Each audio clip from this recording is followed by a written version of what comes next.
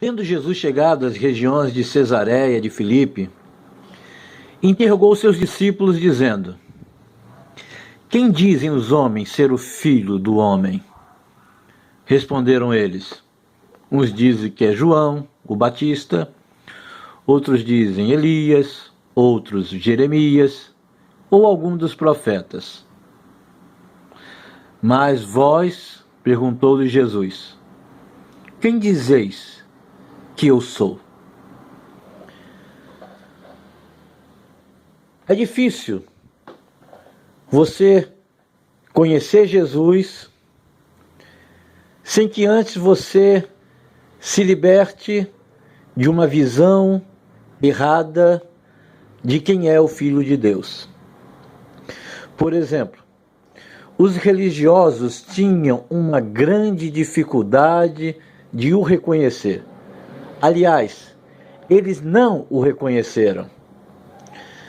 Eles sempre diziam assim: quem é esse que perdoa pecados? Quem é esse que se diz filho de Deus? Havia sempre dúvidas, questionamentos, incertezas e uma certeza só: ele não era filho de Deus. Ele não era o que falava. Porque uma das coisas que a gente precisa entender é que toda palavra ela será contra o sistema. A função do sacerdote da época de Jesus e a função do sacerdote nos dias de hoje é a mesma: proteger o sistema, proteger todo vínculo que ele tem com as coisas religiosas, com tradições, com as suas regras e dogmas. Então, a função do sacerdote é proteger todo esse sistema. Então você lê, por exemplo, no Antigo Testamento, que os profetas, eles não estavam no templo, eles estavam fora. E a palavra que eles declaravam fora era como que rebatida pelos sacerdotes, porque a palavra dos profetas que Deus entregava a eles era contra o pessoal do templo. E o pessoal do templo, claro, queriam proteger o templo. Então você começa a ver que Jesus começa a trazer uma palavra tão tremenda, que o pessoal do templo precisou rebater todas elas, porque eles precisavam defender o pão nosso deles, né?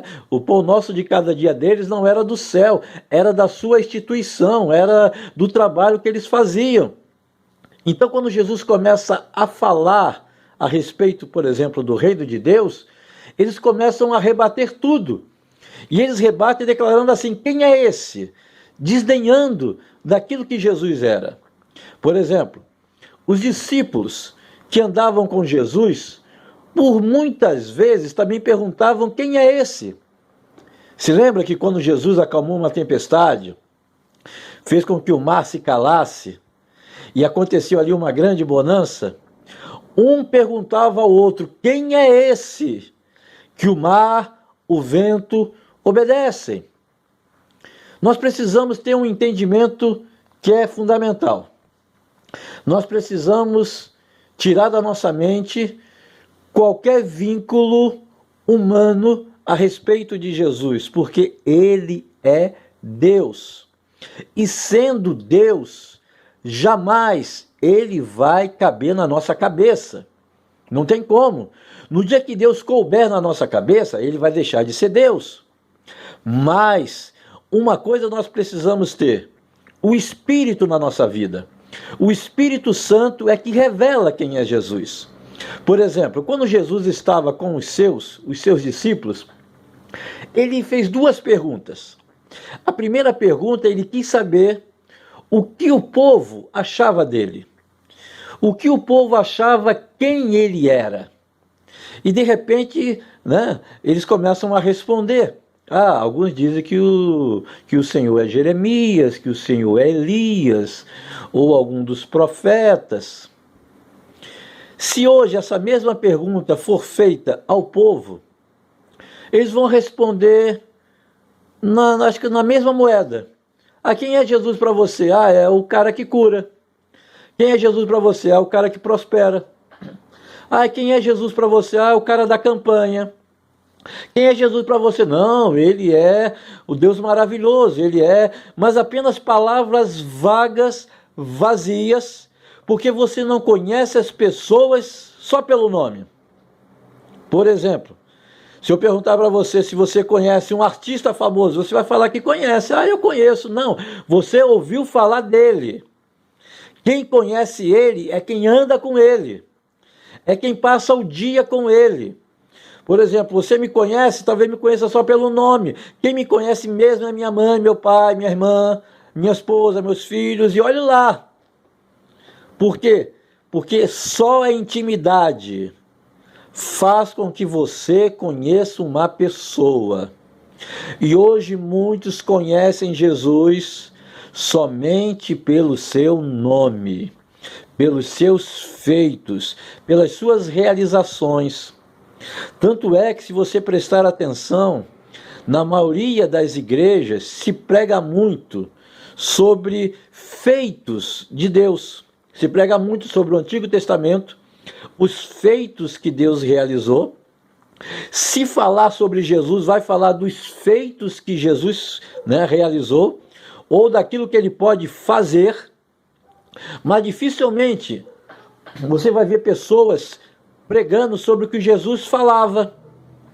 Porque o que Jesus falava é como que um abalo em estruturas, primeiro humanas. A palavra de Jesus, ela abala a nossa vida. Porque a palavra de Jesus requer mudanças. A palavra de Jesus não produz conforto. Ela produz um abalo dentro de nós. E através desse abalo é que nós encontraremos o conforto. Então as pessoas, elas acham Jesus de várias formas, porque elas ouviram falar de Jesus. E esse ouvir falar pode ser durante anos. Porque Jó declara algo que é poderoso, que antes ele conhecia Deus só de ouvir. E ele fazia muitas coisas para Deus só de ouvir. Ele era um cara que sacrificava, que tinha um altar, mas de um Deus que ele só ouviu falar, mas não um Deus de andar junto. Então essa primeira pergunta de Jesus é tremenda: quem o povo acha que eu sou? E a segunda pergunta foi uma pergunta mais direta e uma pergunta muito mais importante: e vocês? Quem dizeis que eu sou? E a revelação veio através do Espírito Santo, quando Pedro disse assim: tu és o Cristo, o Filho do Deus vivo. Somente na comunhão do Espírito, ele é aquele que revela o eu sou. O Espírito é aquele que revela quem é a luz do mundo. Somente o Espírito pode testificar ao nosso coração que ele é a porta, que nele você entra e você sai e encontra a pastagem.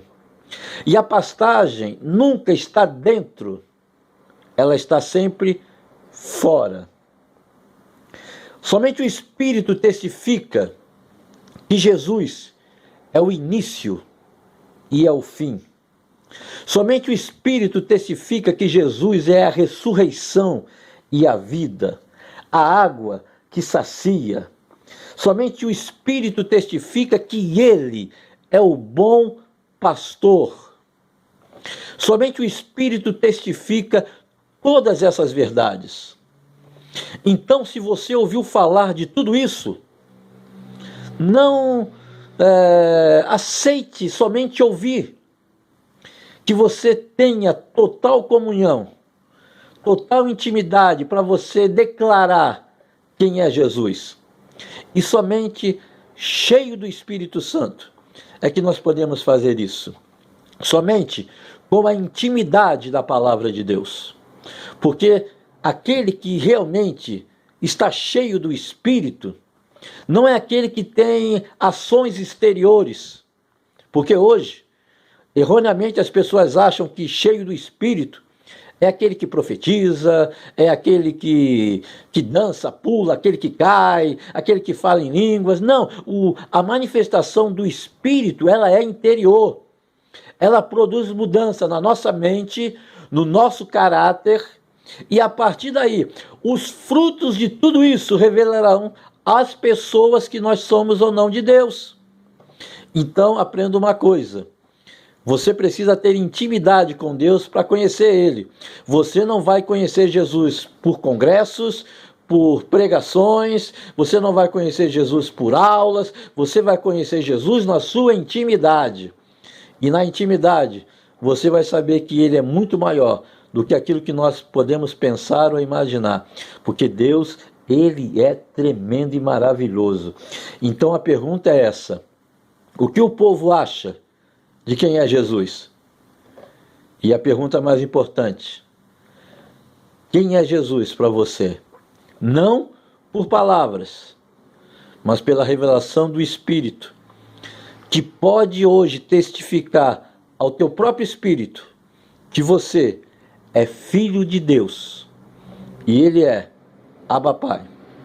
Voltemos ao Evangelho.